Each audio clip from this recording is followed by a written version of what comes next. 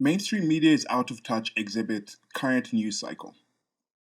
Cover travel restrictions like the average American is in any position for a Euro trip.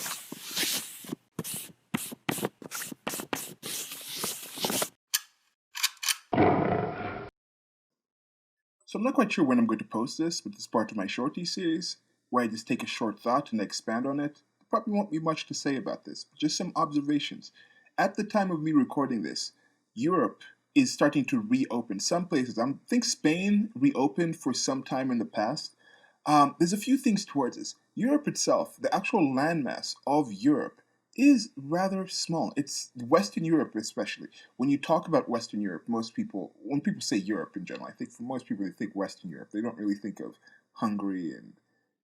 It's odd. I think most people will think of like Hungary, won't think of Estonia, Hungary, Belarus, Yugoslavia, Czechoslovakia, those places, but they'll include Russia because Russia is kind of the big baddie in Europe. They'll include that. They won't think of Tajikistan or what's it called, Kazakhstan. These kind of places. I don't think those come into the minds of your average person in the West. Okay, not the West, because in West, I think in Europe. In Europe, I think they call themselves Europeans, things like that. But in the United States of America, and maybe even places like developed countries like in Africa and things like that, we think more of the colonial places, the colonial powers and things like that. I think those are the ones that are mostly thought of when people say Europe. And that part is rather small compared to the United States of America. And with the Schengen kind of thing, they had a lot of open border type of things, people crossing the borders, and just like in the United States of America, how you go to the border of like Pennsylvania and West Virginia, there's towns that straddle as people go back and forth. There's no checking. So I understand why there was a system like that. And I think even with Schengen, when that happened, there was a situation where I don't think the people who were necessarily living on the border and had intertown, intercommunity commerce and relations had to check their passports every time they crossed. It was more people doing international travel. It was more the states controlling that and having some kind of visa fees and things like that, more for business and other things that were actually dealt with the whole Schengen thing where they said, let's drop that. Let's just cross borders and do this. I'm sure there's studies done about this to check and see that, oh, the travel industry increased revenue by this amount of money once you dropped this. And this is just more of state interference. Part of the issues was added visa fees, added kind of regulations and hoops to actually get to actual traveling to another location. It wasn't necessarily the private company or the free market actually doing this. So I don't know how you study this and correct for things where you just say, oh, people are just more wealthy and just have more excess wealth. So it actually means like they can travel more. Some people just now think we don't have to go through the entire process of applying for a visa, getting the checks and balances, going to the actual location. Even if they could actually qualify for a visa before, the whole step, that added barrier to entry of travel was high enough for some people to not do it. And now you just have some random person who's just working, and then all of a sudden they get off their job and like, oh, we have like 3 weeks off, or we have like this weekend off, and I just happen to have an extra bonus. Instead of me going through this process of making sure that my family of six goes to the actual embassy at the same time, has the time to fill out all these forms, get all these things, make all these copies, take them all to the place, make sure I come back for this day for the actual review and the actual interviews, then wait again for this amount of time, then come back. They can just say, oh, we have time? We're all at home this weekend? Oh, yeah, I have an extra $600 to actually have this budget airline. And oh, since there's enough people actually traveling to this Greek island, now that they don't have this actual limitations of people coming in and people have to plan ahead of time, they've also dropped the prices for these Greek islands. And like now it's actually kind of affordable. And now there's so many packages because we understand the actual number, the demand has gone higher. The actual number of customers is higher, so these people can actually put the prices lower and things like that. So, well, we can actually just do this, and then we jump out and we go out for the $600 flights and things like that. And then it's a 3-day weekend. Oh yeah, so we'll stay there. Maybe we get 2 rooms. It's about $75 a room. The kids can share a room, parents share a room because we're not even going to be in the room that much.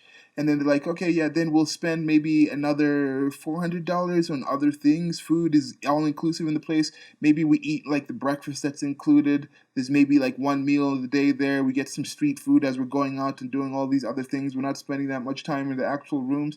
And then we're back here. So that's a thing that kind of adds the whole travel situation in Europe, like it happens within the United States of America. But now you have this where you say, okay, now this news cycle, there was these different limitations. I remember at the start of Donald Trump's term, there was the Muslim ban. The Muslim ban is actually going out there. Donald Trump is preventing people from traveling in, things like this. He hates immigrants and whatnot, blah, blah, blah, blah. Yet, apparently, America's most racist country, yet they're upset that people are being prevented from coming in, especially people of color, brown people. Wouldn't you want them to not come to the most racist country in the world?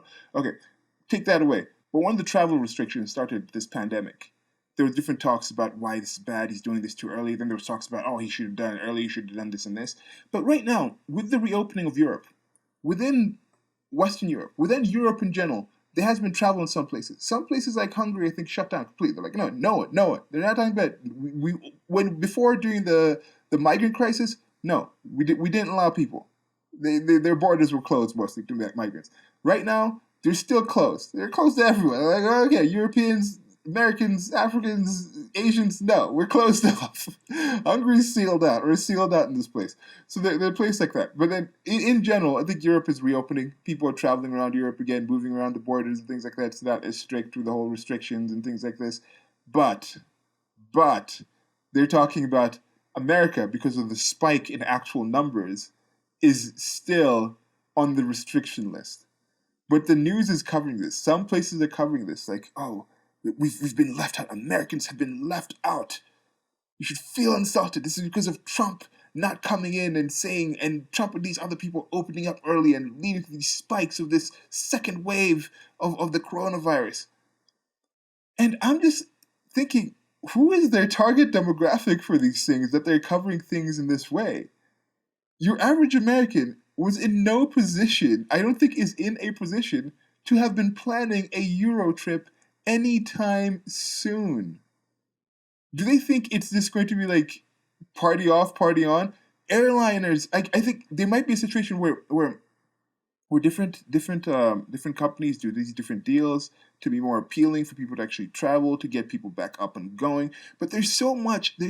We were addicted as, if you listen to this, you are living in a culture that's been addicted to state power, state influence, state regulations, and it has mutated different systems, both in the private and especially in the public sector, where the market, the demand, supply and demand chains that we deal with, the economic calculations that we make, are so mutated and messed up that we don't know what's going to happen. I don't think I know what's going to happen. I'm excited to see what's going to happen with this realignment and, I think, reestablishment of actual market forces, of organic market forces out there, to see what is actually the better ways to do things, to update certain systems and certain ways of actually doing things. I think with travel, I was just talking to a friend of mine. He works for a company that is more involved in tech solutions, so he was working out to the office to begin with.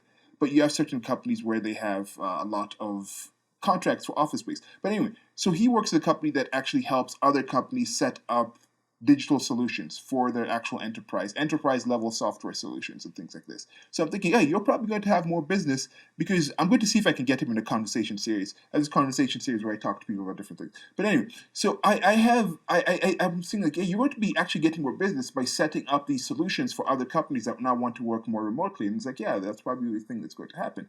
Then I was thinking also, hey, this is actually probably going to be more travel now, because now if you have somebody who now is working in a system where they don't have to be at a certain location from 9 to 5 during the week, and they can maybe only be at that certain location. Send me location.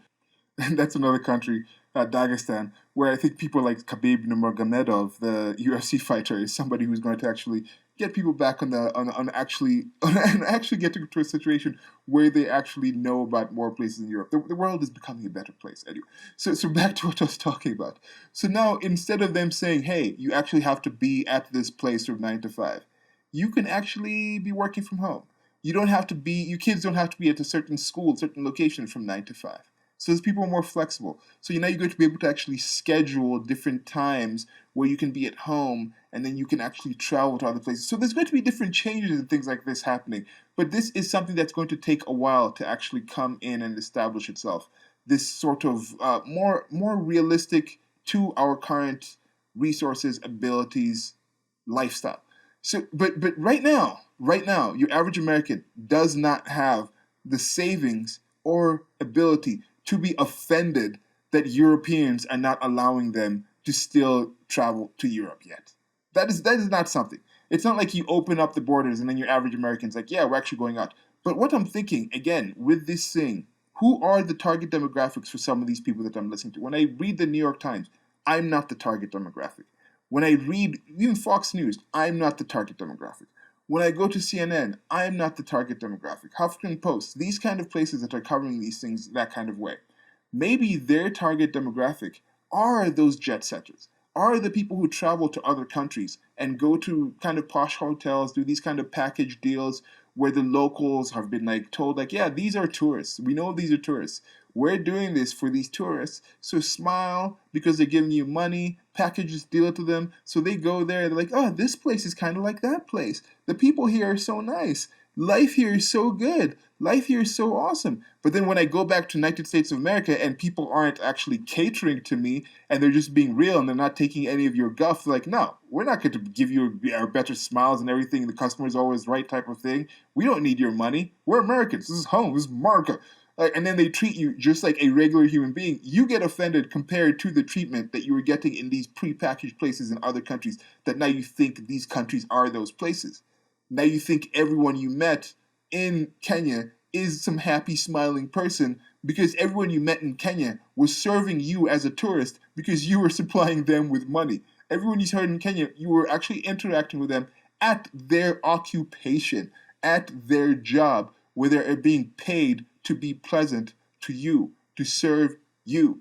Instead of just meeting people in their regular life, just like how in the United States of America or back home where you're from, you actually just meet people in their regular life. People who are stressed, people who are like, right now, I'm just trying to actually be out here because I'm stressed that from my job, I don't have enough in my bank for savings to just feed my kid. So you coming to me with your smile and trying to do this thing, I'm going to take out some of that guff on you. Someone in Kenya wouldn't do that because even if you met somebody who was in that same struggle kind of situation, but you were meeting them at a hotel, they would have a smile on their face.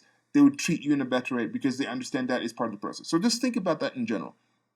So with this, I think that is more of the target audience of some of these people because they're marketing something and they're saying, look, you people who actually have the excess wealth, who actually have the intention to do a Euro trip, you're not going to be able to go. And this isn't happening because of part of Orange Man Bad, because in part of this horrible CCP virus thing, second wave that's coming by that we're telling you about, that's keeping you watching us and keeping us paranoid.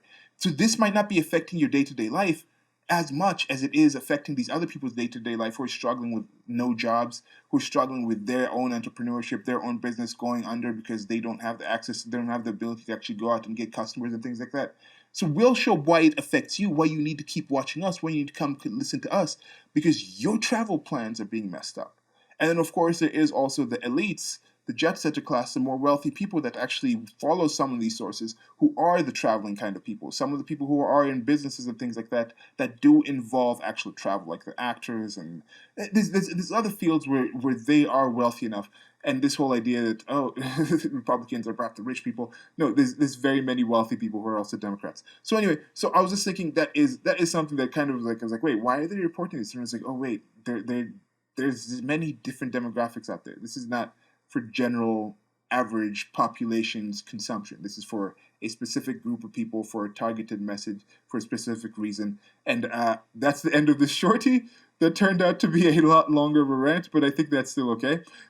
Like, share, and subscribe. Should be links below to a merchandise store where you can buy different kinds of merch. And that's the thing. With this travel, some of this stuff is international. Right now I'm recording this in Kenya. I've had people ask about the merchandise and purchase merchandise, and thank you if you've done that. That company is something that is in the United States of America. They ship internationally. When you look at these limits and these bans for the practical, actual aspects of things, travel still occurs. It might be travel of humans, Now they're starting different things, and I think JFK in the United States of America is the first actual airport to actually install some kind of testing thing. There's been limited travel in certain places where they have a thing where if you come from a certain country, there's a 14-day kind of quarantine if you enter a certain country, especially when people were bringing back repatriating their citizens from other countries. But then even with this, like that's not going to be able to be maintained for so long. Some people have a limited amount of trips, of days off, of ability to travel somewhere. Some people have business plans and business trips where they have to be in a certain location at a certain time, very quick, and get back out and get back to where they were from. I just saw this really interesting thing about why why certain companies have private jets, like Walmart, for example. Their majority of their executives live in this one town, this one area, and they do a lot of different checks, and it just costs them a lot less time wise. Also, they don't like having people sleeping over at other places. They want all the executives to live in that one town, and so they'll have people go on the private jets to different airports because they can just get to the airport, land, get out of the runway, get in the vehicle, get to the store, come back, and do like 3 different checkups in multiple different states and things like this. So it was a really cool thing. And just with that, another thing that I was thinking about with the changes, I think you're going to see certain regulations dropping, and you're going to see certain businesses and becoming places where they're more inclusive, where they include a more full package to appeal to employees and their families and the areas that these businesses are, where they're more ingrained in the societies, where they're not relying on these mutated sort of living arrangements from these state regulated and demands of powers being fused into certain areas. You're seeing people leaving these cities and anyway, the way you have this place where like Walmart essentially has a town with its own dedicated airport, with its own educated workforce that encourages the main people who work for Walmart to be ingrained in this place, where part of what the company is offering you is actually an entire full encompassing life kind of lifestyle. That I think is going to come back, and I think that was something that people used to do where they join a company and they actually in that company for the rest of their life. Anyway, so that's for another video. Like, share, subscribe. Till next time. Boo Goodbye. this building! Boo this building! Boo this building! No stop! Boo